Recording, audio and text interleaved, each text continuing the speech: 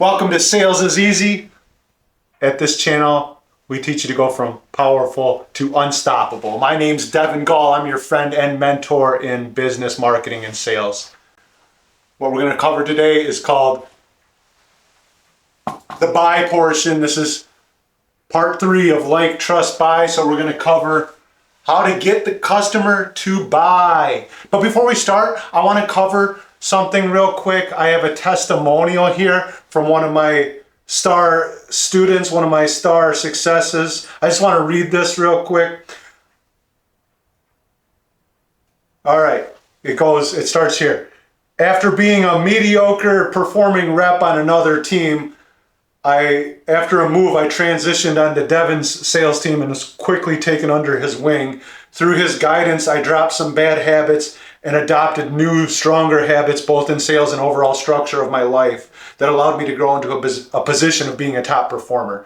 After becoming a top performer, I was entrusted with guiding new and struggling reps on the team and using a lot of these skills that were developed in me by Devon. I was able to help develop and cultivate a culture of success on the team, which led us to being the #1 team in our sales region and a top performing sales team nationally. The success didn't stop there. I was later promoted into a management role, tasked to grow a team from scratch. In about 6 months, my team was grown from 0 to the #1 team in the region, only contested by Devon's team where I came from. Together, Devon and I stood head and shoulders above all other teams in our market, and we were recognized on a national scale for our performance in what was otherwise deemed a bad market and a place where other leaders have come to save only to fall flat on their face. What I learned working with Devon has given me the skills necessary to grow a sales team, not only to achieve the expectations, but to exceed them and thrive. It is invaluable what I've learned from him in my path to where I stand today, and I am extremely grateful for all I've learned. It's a little long, but this is just one of the many success stories that the system has brought. Now, I just released the course. You can check the link below. The system is not mine, okay? I learned it 14 years ago. Somebody else taught it to me. I had a bunch of different mentors when I first started in sales. They taught me a very powerful system. And over this last decade and a half, I've refined that and created the system itself, okay? And it's very, very powerful, and I've used it with multiple people that have no sales experience. They come in at an entry level and position, they're getting paid minimum wage, and then they earn commission in a sales position. And I teach them how to be 6-figure earners. I teach them how to go from starting where they're brand new in the game to like how I started 14 years ago, brand new, and then moving up to a management position, moving up to a sales or a closer position. So check it out. If you're ready to improve your sales game, the link's below. All right. How to get them to buy. Enthusiasm. Excitement. Think about Billy Mays. Think about the ShamWow guy. Think about the guy selling ninja swords at 4 o'clock in the morning on infomercials, if you're old enough to remember those kind of things. But it's all energy, it's all excitement, right? You see all the Facebook ads, you see Tony Robbins, it's all enthusiasm. Enthusiasm is what sells, because enthusiasm is creating certainty. You would not be enthusiastic about something that you're not certain about, right? You wouldn't be excited about something that you're not certain about, right? This is what's happening when you're excited, when you're projecting that kind of enthusiasm. It's letting the other person know you're certain. This is one way to create certainty. Now, being an expert, some of the other things, building trust that we talked about in the other videos, that creates certainty also. Not using silence instead of things like or these are the things that create certainty. But being enthusiastic, this is one of the largest ways to create certainty automatically. Taking control of the conversation. Now, that doesn't mean talking their ear off. That means using questions. That means question-based selling. Right? I just said all right there, 14 years, still can't quite perfectly remove it. But taking control of the conversation, because the customer is never going to be like, okay, what's the next step? How do I sign up? Okay, 1 in a million customers is going to be like that because they were already looking for it. But most customers are not going to be in that frame of mind. So you have to guide the conversation. You have to get the conversation back on the rails. Sometimes it'll float off into la la land, and you're the one that has to take control. And again, you don't want to sit there and just bash them with information and bash them with incentives. You're getting them involved. You're getting them to talk. You're getting them engaged. Body language, this across the board, like, trust, buy. Body language never stops. The body language is all part of the process of getting someone on board.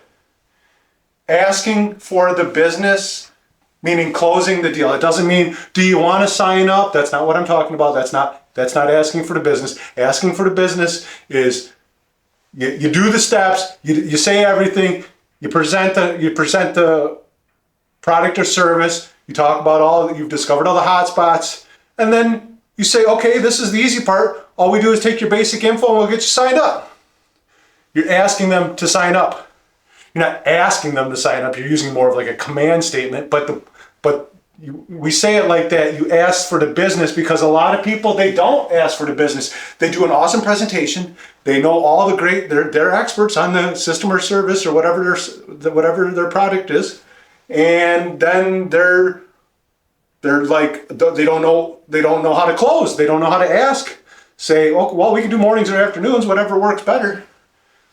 You got to ask for the business. And I like asking for the business early, before you get through the entire presentation, because then you can start fishing out some of the smoke screens and some of the rebuttals and some of the objections that they might have to why they haven't signed up yet. Using pain and hotspots that you discovered during the presentation. Remember, you collected these little golden nuggets of information during your discovery question phase when you were breaking down what they had currently versus what you're going to offer them. You were slowly gathering intel in each one of those phases. Now it's time to start using this intel. Use the pain that they're experiencing. Use the hot spots. Like I always say, your product or service is probably awesome. It's probably got like 20 or 25 benefits, but they don't care. They only care about 2, maybe 3 things at most. So you got to stick to those 2 or 3 things and speak the customer's language and speak to what matters to them. Staying cool under pressure, it speaks for itself. When they're going to start giving you a hard time, they're going to start giving you objections.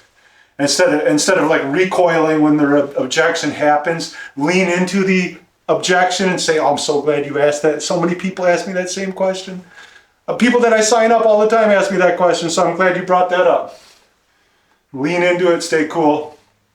Because when they start asking you questions, if you're newer, or they ask questions in kind of like an aggressive tone or like a dismissive tone, you can misread that as like, that's not a buying sign, they don't want it, right? But if they're asking a question in any kind of tone, that's a buying sign. That means they're interested, they want to know more, even if they are being dismissive. Creating urgency. How do you create urgency? Well, it's with your tone, it's with your excitement, it's with the pace of your presentation. You can also create urgency through promotions, limited time offers, things like fear of loss. As long as you're doing it properly and you're not making things up, using fear of loss is totally fine. Jones effect, the greed. What's the Jones effect? Well, if somebody else is doing it, I need to do it too. Other people are doing it. I don't want to miss out. That's what greed is. People don't want to miss out. Remember, there's 3 golden rules in sales. Everybody wants to buy. Nobody wants to be sold. And nobody wants to miss out. So make sure to take advantage of that. Greed sounds like it's a deadly sin, but also it's like, it's their money. Why are they wasting it on this thing when they could be maybe spending less and getting a better product or service with you? So that's how you can jump into their head a little bit and say, hey, you're paying a lot extra and you're not even getting as much as you possibly could. So why why does that doesn't even make sense. So erasing doubts, but this is also, there's another part of this. It's creating reasons to buy. So you got to imagine like a seesaw, right? On one side, there's a bunch of doubts why they haven't, because they would have, if they didn't have doubts, they probably would have done it already, right? So they have doubts. And then on the other side of the seesaw, it's kind of empty. These are your reasons to buy. So you got to add reasons to buy so you can push the seesaw down, and then it gets easier to push down as you add more reasons to buy and you erase the doubts. So the more doubts you erase and the more reasons you give them to buy, they shift. They shift into purchasing.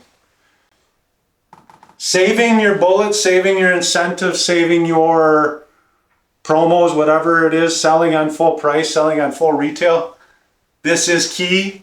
This is key. You have to believe in whatever you're selling, and you have to believe in it at full price. Even if your discounts are automatic, even if you get special deals for everybody, you don't jump into those right now. Sell on full price, stand on full price, close them at full price, get the objection, show them the value, show them why it's better. Go back to pain and hotspots. This is the reason why people do this. This is why people choose us, even though you're paying more. I love selling a product that costs more than what they have because there's a reason for that. There's a reason we cost more, because it's better. So you sell them on that, and then once you fish out all those objections, then you can go into using incentives, using your bullets. 2 ways to make a customer feel. You can make them feel special, or you can make them feel common. Making them feel common is like, hey, everybody asked that same thing. Making them feel special is something like, oh, is this your home right here? Wow, oh, you got a pool? Okay, great. Oh, how long have you lived in the area? Whatever kind of way how long have you been in business? Oh, that's really, those are really cool shoes. I've never seen shoes like that. Like literally there's a million ways to make them feel special. And there's a million ways to make them feel common. So you can do this with the same customer for certain things. Kiss your deal, don't kill your deal. Meaning keep it short and simple. Don't keep it long and lengthy, because the more you say, the longer it's drawn out, the more you're rambling, the more longer they're losing interest, they're losing excitement, they're losing impulse, they're losing curiosity. You're over explaining it. So keep it short and simple and just close the deal. When you close, stop talking.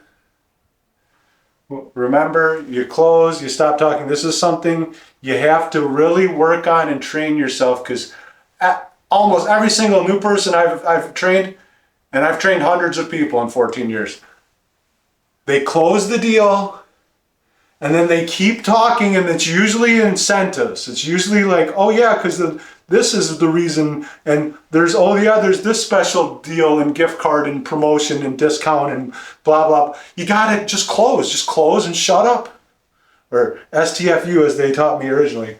That might not be the best way to train people, but you gotta wait.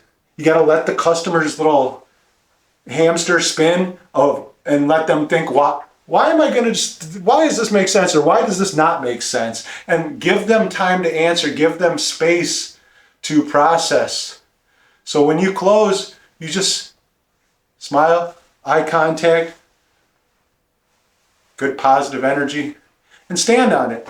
You got good posture. Hey, it's super easy. We can come out, 3 o'clock tomorrow, or we can do 7 o'clock tonight. Which one works better? And sometimes there's this like awkward 45-second pause. And you want that. You want that because the customer's thinking. If the customer's not thinking why they should or why they shouldn't, that means they're disengaged. That means they're not paying attention. So you want this awkward silence after you close. So when you close, just make sure to stop talking, because the rule here is whoever talks next is usually going to lose that conversation. All right, that's it for the buy portion of Like, Trust, Buy.